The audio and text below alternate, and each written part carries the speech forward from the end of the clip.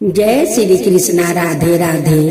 मेरे प्यारे भक्त जनों, आज आप सुनेंगे शुक्रवार की व्रत कथा, माँ संतोषी की नई कहानी। माता संतोषी की जय हो, माता संतोषी की जय हो। एक शहर में एक राजा धर्मात्मा रहता था। वो राजा बहुत दान पुण्य करता था, बहुत गरीब दुखिया का वो भोजन भी करवाता था। किंतु राजा का रानी का 5 साल हो गया शादी का, लेकिन कोई संतान नहीं था। वो संतान ना होने के कारण राजा और रानी बहुत उदास रहते थे। एक दिन बड़ी रानी राजा से कहती है कि स्वामी, हमारा इतना बड़ा राजपाट है और कोई संतान नहीं है। अगर हम लोग का कोई संतान नहीं होगा तो ये राजपाट कौन संभालेगा। बड़ी रानी कहती है कि स्वामी, मेरा बात मानिए और आप दूसरा शादी कर लीजिए। राजा शादी के लिए तैयार हो जाते हैं और रानी का महके में उनकी चाचा का एक बेटी थी। उसके साथ रानी अपना राजा को शादी करवा देती है। कोई पत्नी नहीं चाहती है कि मेरा घर में सौत आए और मेरा स्वामी के साथ रहे। कोई पत्नी नहीं चाहती है, लेकिन क्या करे, राजा का उदास देखकर रानी भी उदास रहती थी। एक संतान के लिए रानी अपना वो चचेरे बहन से वो शादी करवा देती है। लेकिन छोटी रानी के साथ उनकी मैके वाला एक दासी भी दिया था। अब राजा रानी अब खुशी खुशी से रहने लगे।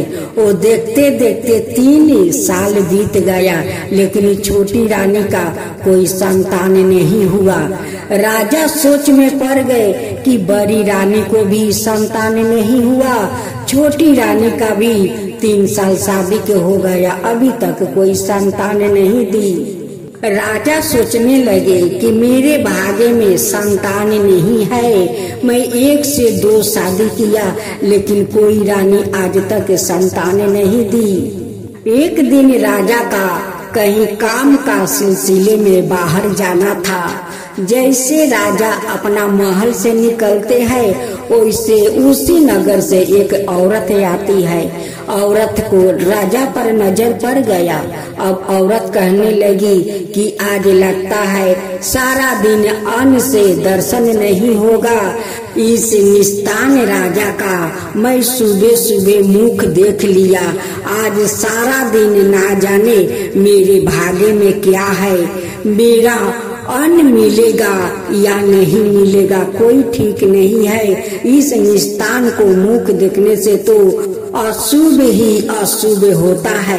ये बात राजा सुन लेते हैं और महल में लौट कर आ जाते हैं। वो शहर में नहीं जाते हैं, वो उदास होकर वो सो जाते हैं। बड़ी रानी भोजन लेकर जाती है कि स्वामी भोजन कर लीजिए।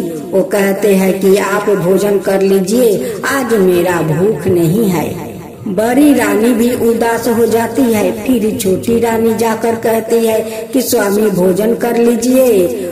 राजा साहब कहते हैं कि आप लोग भोजन कर लो, मेरा भूख नहीं है। छोटी रानी कहती है कि आपका छोड़कर तक कभी हम लोग भोजन नहीं किया है, आपका साथ ही हम लोग भोजन करते हैं। दोनों रानी पूछती है कि अच्छा स्वामी, क्या बात है कि आप तो शहर में जा रहे थे और लौट कर आ गए, क्या बात है, क्या हुआ है कि आप उदास है, भोजन नहीं कर रहे हैं।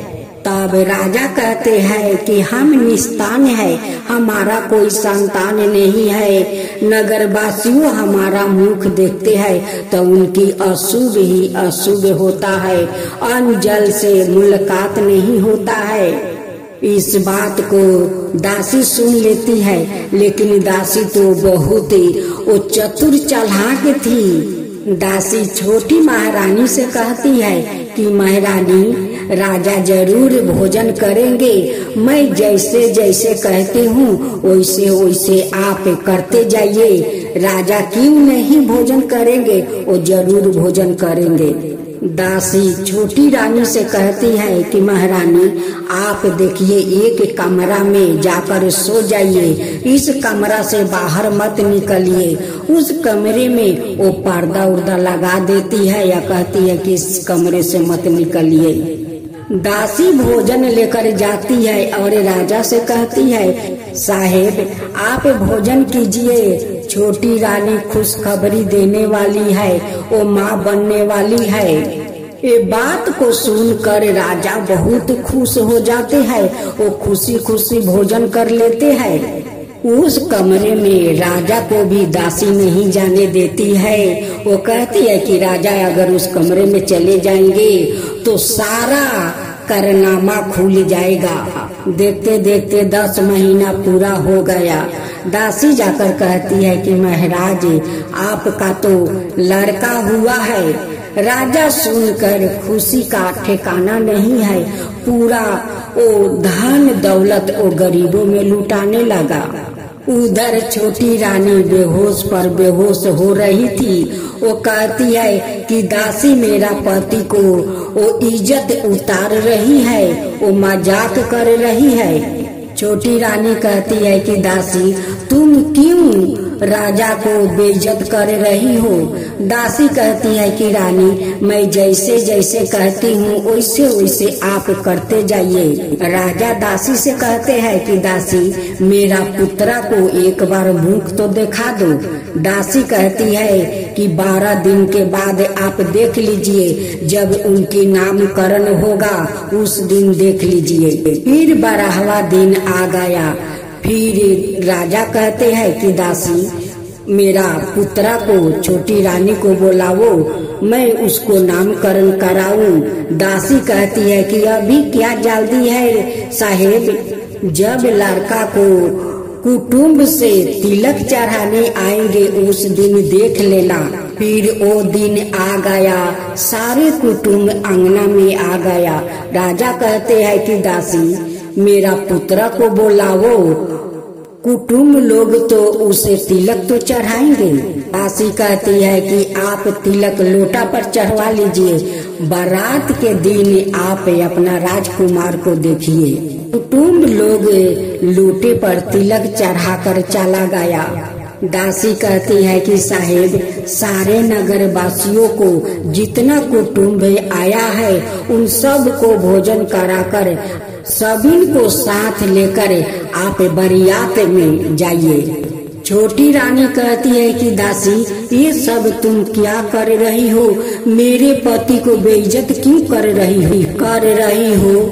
हम लोग का कोई संतान तो नहीं है, और तुम ये नाटक क्यों कर रही हो कि हम लोग के संतान है। राजा साहेब आप भोजन कराकर सभी को साथ लेकर बरियात जाइए, ये तो बेइज्जत कर रही हो। दासी कहती है कि महारानी आप तो माँ संतोषी का भक्त हो, उनकी पूजा श्रद्धा भक्ति से करती हो, तो माँ संतोषी पर भरोसा रखो।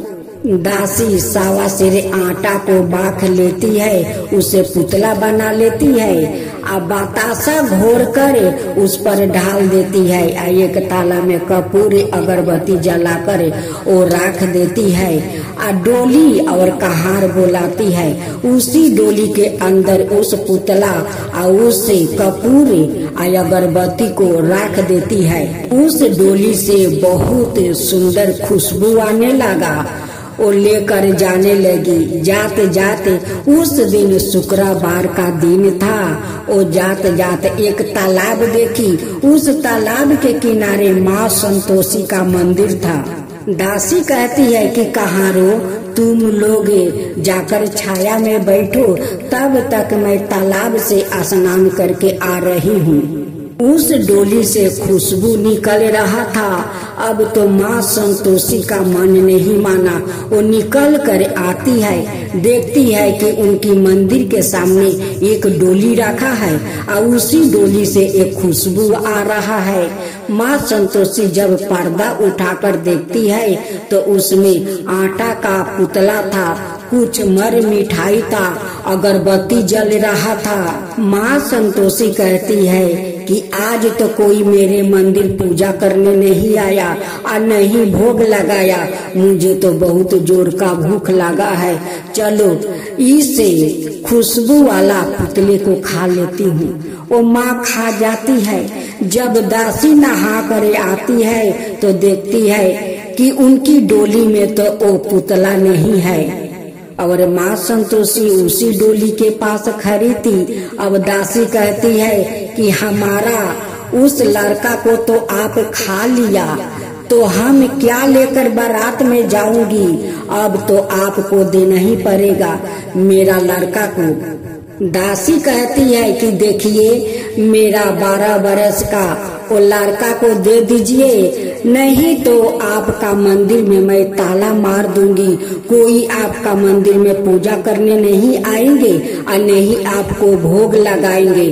अब मेरे दोनों रानी आपको तो भक्त है, वो पूजा करती है, उन्हें भी पूजा नहीं करने दूंगी। और नहीं तो मेरा लड़का को वापस कर दीजिए, मुझे बारात जाना है।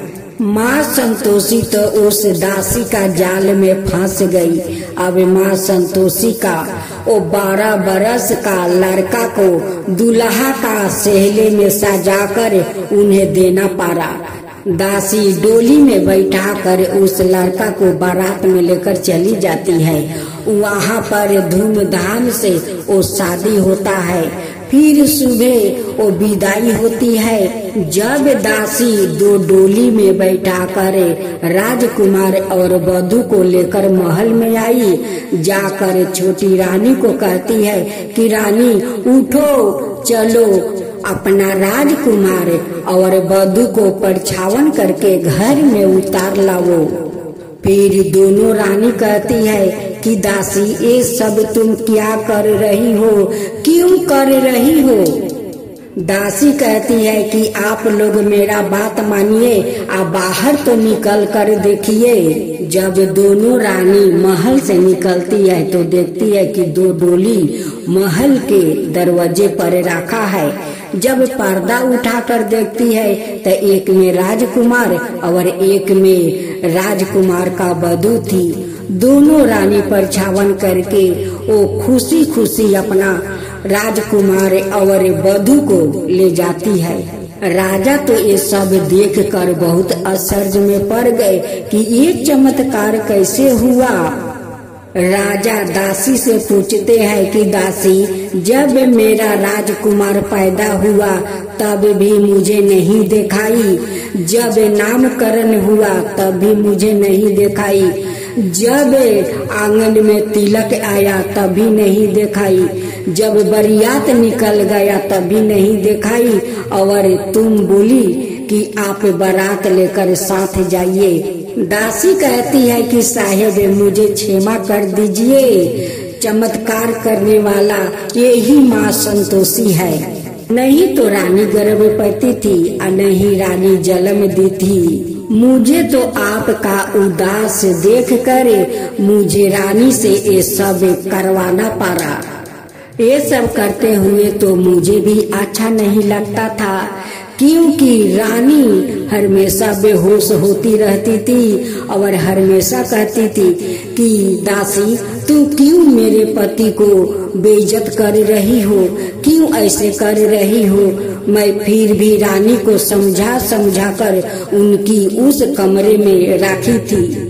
साहेब जब आप बरियात चले गए तब मैं सावा सिर आटा को माख लिया और उस पर बतासा घोलकर ढाल दिया था।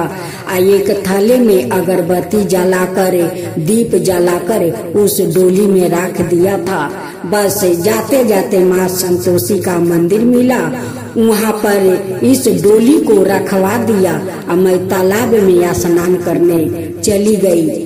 बस माँ संतोषी प्रकट हुई और उस पुतले को भोजन कर गई। वहीं पर माँ संतोषी खड़ी थी।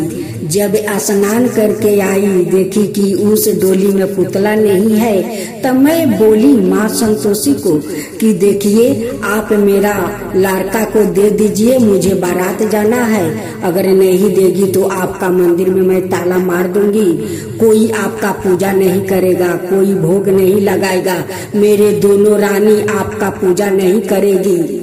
बस माँ संतोषी का दया आ गई और माँ मुझे दुल्हा सजाकर इस राजकुमार को मुझे दे दिया। मैं बारात में लेकर चला गया। ये सब माँ संतोषी का चमत्कार है। माँ चाहे तो कुछ भी कर सकती है, वो निस्तान को वो संतान दे सकती है, निर्धन को धन दे सकती है, अंधा को नैन दे सकती है, लंगड़ा का पाँव दे सकती है, कुंवारी कन्याओं को वर दे सकती है, वो सब कुछ कर सकती है। वो तो माँ है, वो सबका माँ है। इसलिए तो सभी संसार में उसे माँ संतोषी कहकर बुलाते हैं। तो बोलो माँ संतोषी की जय, माँ संतोषी की जय। मैं तो आरती उतारूं रे संतोषी माता की, मैं तो आरती उतारूं रे संतोषी माता की। जय जय संतोषी माता, जय जय माँ, जय जय संतोषी माता, जय जय माँ। बड़ी ममता है, बड़ा प्यारी माँ की आँखों में, बड़ी ममता है, बड़ा प्यारी माँ की आँखों में, बड़ी करुणा माया दुलारी माँ की आँखों में, बड़ी करुणा माया दुलारी माँ की आँखों में। क्यों ना देखूं मैं बारी माँ की आँखों में, क्यों ना देखूं मैं बारी माँ की आँखों में। दिखे हर घड़ी, दिखे हर घड़ी नया चमत्कारी माँ की आँखों में, दिखे हर घड़ी नया चमत्कारी माँ की आँखों में। निद्रा करो झूम झूम, झूम झुमा झूम झूम, बाकी निहारू रे, बाकी निहारू रे। मैं तो आरती उतारू रे संतोषी माता की, मैं तो आरती उतारू रे संतोषी माता की। जय जय संतोषी माता, जय जय माँ, जय जय संतोषी माता, जय जय माँ। सदा करके पुकारी माँ की मंदिर में, सदा करके पुकारी माँ की मंदिर में, माँ की मंदिर में बड़े दान के भरे है भंडारी माँ की मंदिर में, बड़े दान के भरे है भंडारी माँ की मंदिर में। धूप करो, दीप करो, प्रेम सहित भक्ति करो, जीवन सुधारो रे। धूप करो, दीप करो, प्रेम सहित भक्ति करो, जीवन सुधारो रे। प्यारा प्यारा जीवन सुधारो रे। मैं तो आरती उतारू रे संतोषी माता की, मैं तो आरती उतारू रे संतोषी माता की। जय जय संतोषी माता जय जय माँ, जय जय संतोषी माता जय जय माँ।